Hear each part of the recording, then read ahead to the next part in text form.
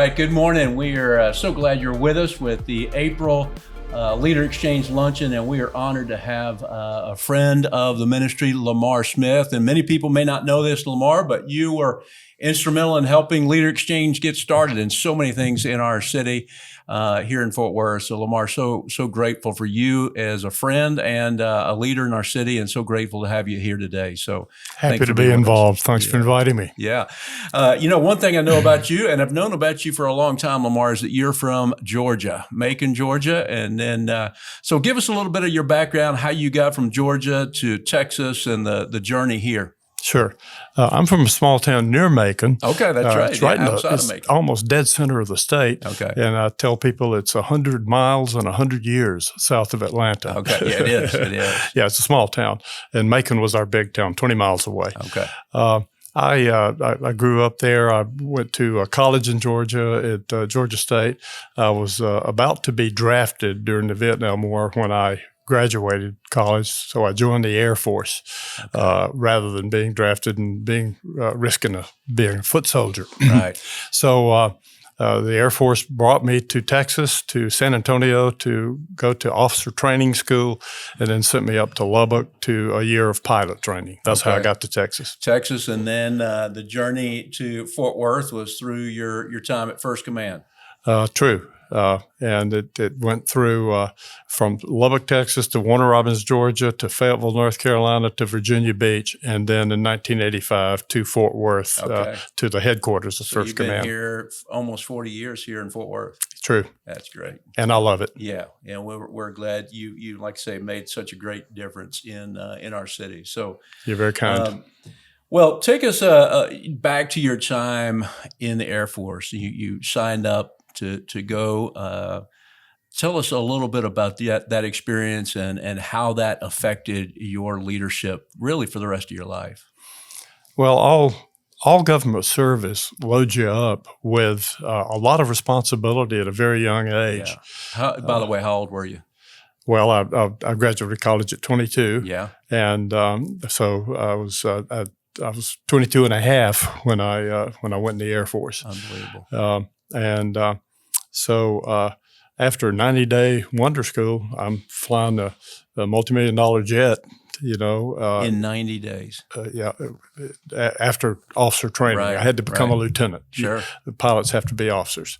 You have to have a degree to be an officer. Okay. And so I entered pilot training. Now, pilot training was 53 weeks, the year of 53 weeks it was called. So, but right away there, you've got real responsibility and real assets that you're directing.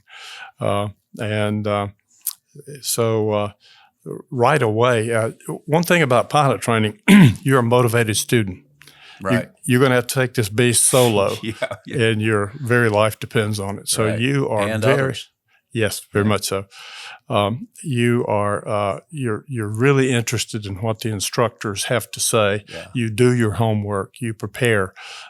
It's a very high intense environment, and the performance standards are very high. We had 110 students start in my class, and we graduated 56 a year later. Yeah. That was a little higher than your normal washout rate, but they just don't know who's going to be able to fly airplanes or not until put them in there. You were talking about you get loaded with a lot of responsibility early. I chose an assignment that would take me to a combat airplane and get a year of a combat remote tour exposure out of the way. I had met the girl I wanted to marry, and she had a year of college to finish. So while she did that, I went and discharged that risk. Okay.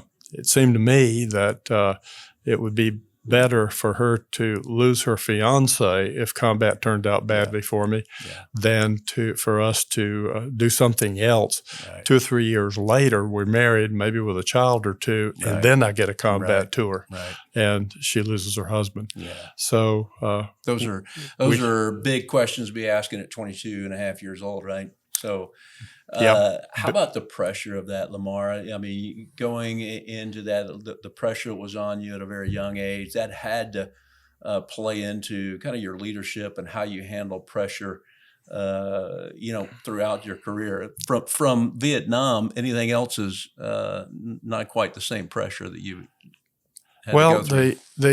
it's a high performance environment. The people who wind up doing what I did are your peers that you learn from in the group, and the expectation that is on you is high.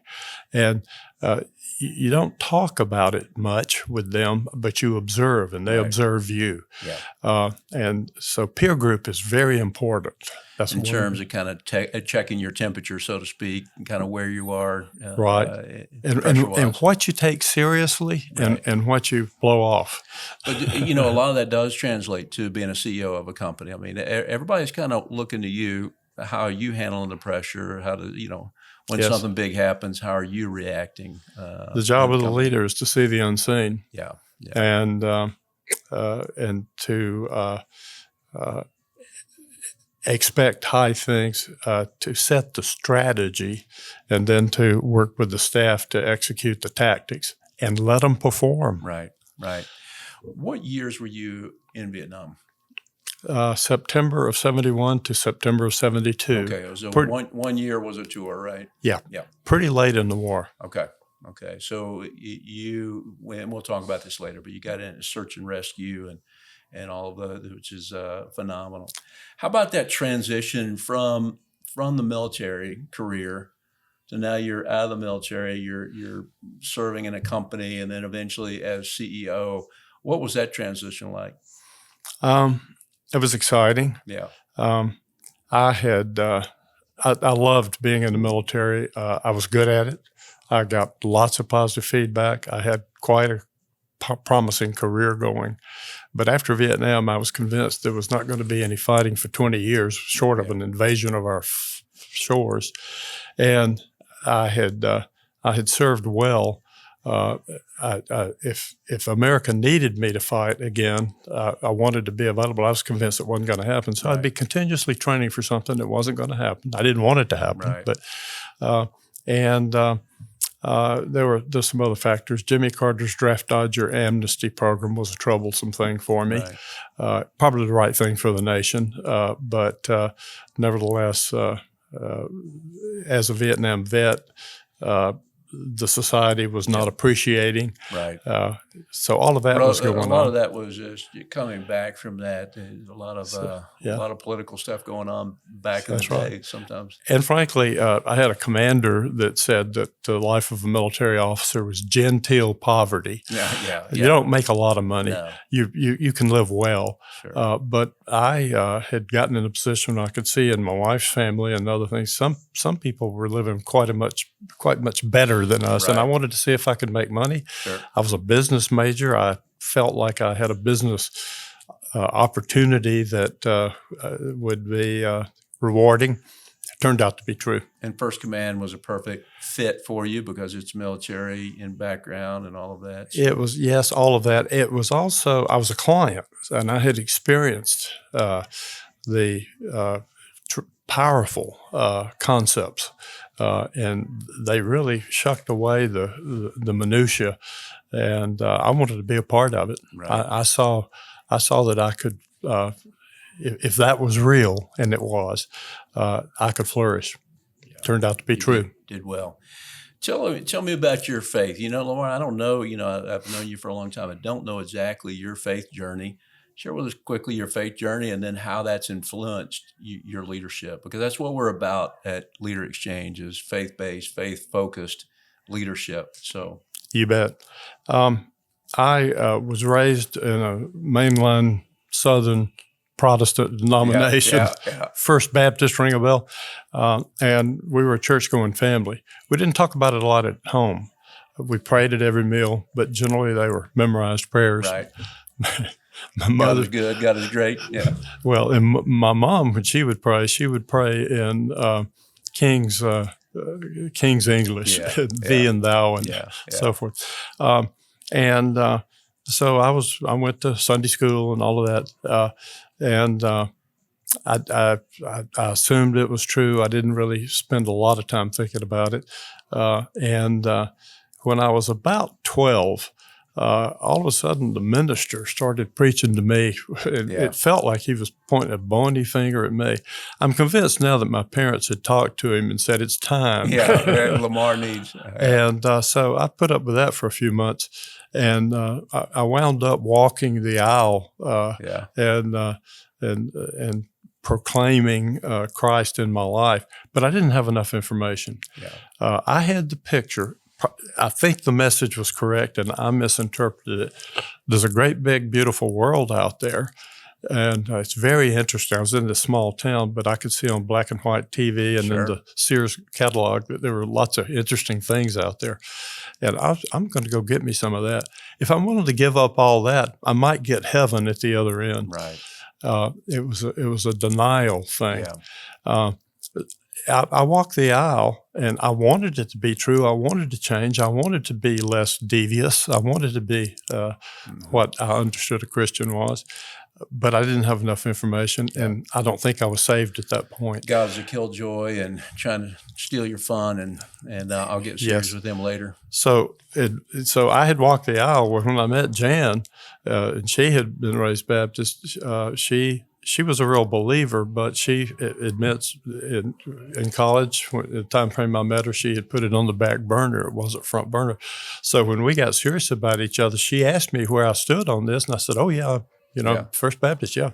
I'm a member." And so the X was in both squares, and we moved ahead. Sure. And as a young married couple, we went to church. But I remember thinking, at times during sermons, I would get moved a little bit, and I would change the subject. I now know I was an Air Force fighter pilot. If there was a God, He'd be lucky to have me. Yeah. I mean, that's overstated, but I'm doing just fine. I know the most about what I need, and I didn't understand the power that was available to me. And when I got to Fort Worth, we finally were able to have a child. A little dynamic in the marriage changed, and I was not satisfying Jan in the way that I had previously. And she was sad one day, and I realized that's me. I'm falling short. And then a coincidence happened. I met a member of Search Ministries here in town, and we started a series of meetings about every 10 days or so. And over the course of, from April of 87 until October of 87, I got my questions answered. The key question was 3 or 4 meetings in after he had created a trusting environment. He said, "Well, where do you stand?" I said, "Bill, the truth is, I don't know if there is a God. I don't know if you can know. I don't know his nature. I don't know. I do know this. If the 10 Commandments is the standard to get to heaven, I'm toast." He said, "Why is that?" And I said, I've killed hundreds and maybe thousands. It was combat, and I had a superior weapon system, and I saw it with my own eyes. I went back with my eyes open and did it the next day. It was a choice. I can't avoid the fact that thou shalt not kill, and I've killed many. He said, "I'm glad you told me that." He said, "You might be interested in the original language of the 10 Commandments. There were many different words for different kinds of killing. A better interpretation of the 10 Commandments that thou shalt not commit murder. Right. Have you committed murder?" I said, "No, I haven't." He says, "If you research that and you find that it's true, would that help?" And I said, "Tremendously." He said, "Would you be interested in Plan B?" And we started talking about Jesus and what real salvation was and where it came from. And I know you were super instrumental in Search Ministries and so much of what they did, working with Bill over the years, and served on the board. And Jesus is the Savior, but Search is the bridge that the Savior walked across to get to me. I can't do enough for Search. Yeah, that's great. That's great. And how has that been integrated into your leadership at First Command and in other leadership aspects of your life? First of all, the Bible says, whatever you do for a living, or do it, with Christ in mind, and it's a part of your ministry. So I wanted to make sure that people knew where the good ideas were coming from. I was a successful leader, not by my strength and thinking, but because I was thinking about biblical principles, loving others, providing them the opportunity, being honest with them, and also we were serving a subset of our population and serving them well. Right. And we talked a lot about that, the bigger vision, and it creates a draw. The stake on the horizon was good. You kind of found out that God's principles do work and that they do bring good things to your life. I mean, the killjoy that you kind of he knew more about it than I did. Yeah. In World War II, there was a movie and a book. It came later, but it was about World War II, and it was about Claire Chennault and the Flying Tigers. And the book was called "God Is My Co-Pilot." That's an interesting title for a movie trying to get moved, but it's dead wrong. Yeah, I'm God's co-pilot, and he's invited me to do it. He knows everything. God can't learn anything. He knows me better than I know myself. The evidence is overwhelming that he loves me. Look what he's done. Yeah. And I think I can call better shots than him. Yeah. That was wrong. Yeah. Yeah. Tell us about, in terms of the principles of combat, how you maybe transferred some of that into your leadership in terms of things you learned on the battlefield, things you learned in the military that would transfer over to the boardroom. Well, first of all, you have to put a limit on how far you can take your disappointment. Yeah. Tell me about that. You don't kill your coworkers. Yeah, that's right. That's right. And I probably shouldn't joke about that, but the leadership principles are the same. It's just that in the military, it's so much more clear because life and death is the issue, and in the business world, it's mostly about being a business success, and that's mostly about making money. Right. And that does change the temperature of the water in which you're swimming. And so I think in the military, your compatriots around you are already motivated. They understand what I just said. It's life or death for them. That's right. In the business world, I found that I needed to put a lot more energy into figuring out how to motivate people. Right. I believe in getting the message right, getting the methods right, make sure your business processes work and you've got the equipment you need and the know-how you need and everything's in place, and then get the money right. Money is shorthand for compensation, and it includes more than money. It includes recognition, it includes perks and so forth, but let people know that you appreciate and are rewarding good behavior. Yeah. So message, method, and money. Yeah. Mm-hmm. And motivation is tied into message and money. So, it's the 4 M's actually. Sure. So that's I call it patterned thinking. And if you have that built into your mind day to day, and whatever you're working on needs to fit in there somewhere. Yeah. There's another aspect of pattern thinking in the business world and in much of life. You've got 3 basic functions you need to be concerned with: claiming an opportunity, solving a problem, or managing a risk. That drives all the businesses out there. One of those 3 or all of those 3, right? A combination. Yeah, that's right. And so if you're doing something that doesn't fit well within at least one of those, then you need to rethink how you're spending your time. Yeah, you were doing that. Well, tell us a little bit about your new book. You gave me enough books to keep me busy for quite a while, Lamar. Ones you've written and one that was written about you, Still Heroes. Heard so much about that, and I look forward to reading that one. Tell me about your new book, though, here. The game is always changing. You bet. Change is the dominant factor of our time. Yeah. And not only is change upon us, the rate of change is accelerating. And we've seen nothing yet. We're starting to get a sense as to what AI is going to do. Right. But here comes quantum computing. Quantum computing is going to increase the speed of computers by a factor of 1,000. It already exists. Right. but it only exists in lab conditions. But it's coming. And we're working on DNA. I'll bet that we, maybe not in my lifetime at age 78, but I bet there's a discovery of the cure for cancer.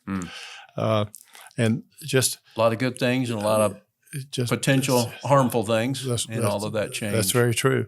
So managing change is the question. And so you say, well, I got to be able to predict what change is coming so I can be ready. That's a fool's game. Right. You're not going to be able to do that. Nobody saw COVID coming. Right. Nobody saw the Berlin Wall coming down. Right. You can't predict it. What you can do is condition yourself so that you're ready when change comes. You already are ready to take the changes that are happening and you plug and play. You put them into these preconditioned thoughts and thought patterns, and you get a head start.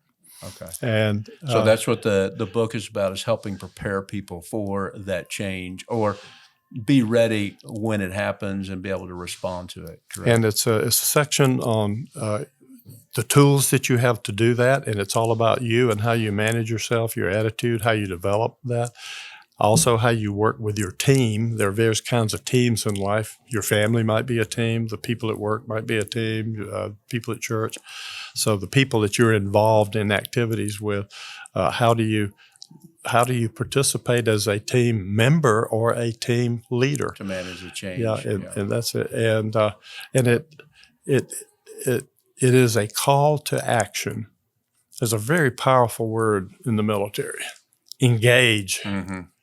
You notice I can't even say the word softly. Yeah. It just calls you to action.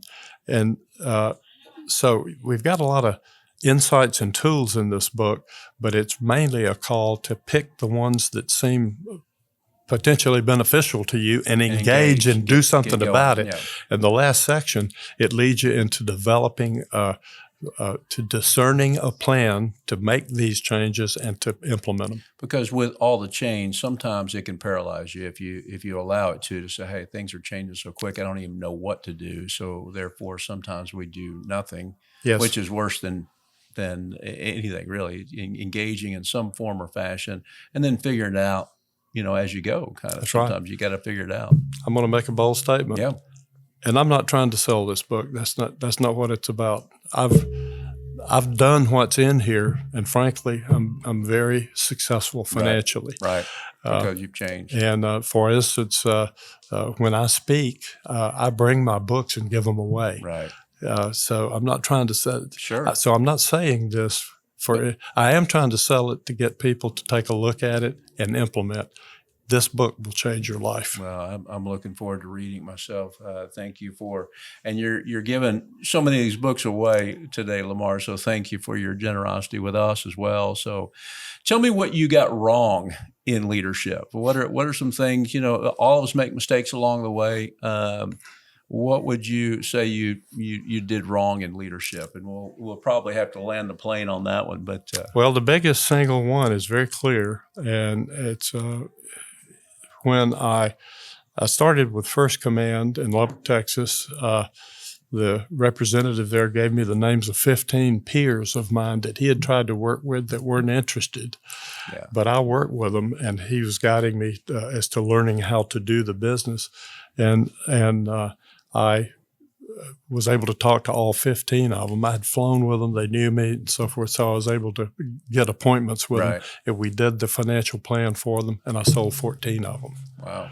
So then I moved to Warner Robins, Georgia, and reopened our market, and worked there a couple of years and was having success and was lonely. So I recruited one of my good clients to join me, and I became a district agent. Okay. That went well. So 5 or 6 months later, I recruited another one and put down at Valdosta, and that was going well. So they said, oh, you know how to do this, and your original agent can be district agent here. They moved me to Fayetteville, North Carolina. Was an office with 5 representatives, and it needed 30. Wow. And they said, let's see what you can do here. I thought that, and what I had done to that point is I thought I was supposed to print out cookie cutter Lamar Smiths. Yeah. I insisted those first two guys do it my way, and it worked for them because it happened to work for them. Right. It was just the personality and so forth.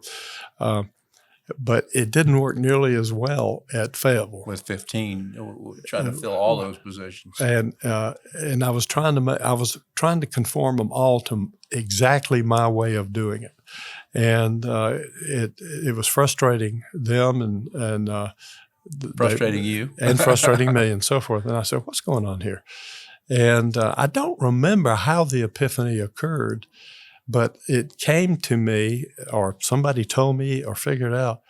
You need to help them be the best they can be, not the best you can be. Right, through them, right. Yeah. Oh, yes. Yeah. And that was a game changer. That happened within the first year there. And 2.5 years later, we had 17 representatives. We had the man of the year. I had the rookie of the year. The Fantastic. Office just blossomed.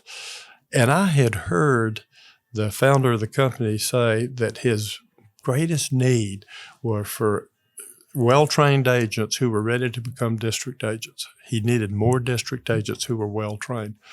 And I heard him say that, and I turned Fayetteville into a fountain. I recruited with that in mind. I trained with that in mind and so forth. And just sending those people all over. That's right. In the company. And they liked it so well that we had such success doing that, the next step for me would have been assistant regional agent. We had 6 regions, had a regional agent and 2 assistants. I moved from Fayetteville to become regional agent. I skipped over assistant regional agent and moved to Virginia Beach and became regional agent. Only one in the history of the company to ever skip a step. That's awesome. And they, all of that served you well later. So I'm sure a lot of those people you trained were with you as a CEO as well. So True. Lamar, thank you for all that you've done again for me personally, for Leader Exchange and for our city. And thank you for serving our country as well. So it's just a pleasure to have Lamar Smith with us this month on Leader Exchange. Hope you'll join us in coming months. We got some great speakers coming up in the next few Leader Exchanges. So we'd love for you to join us. Thanks for being with us.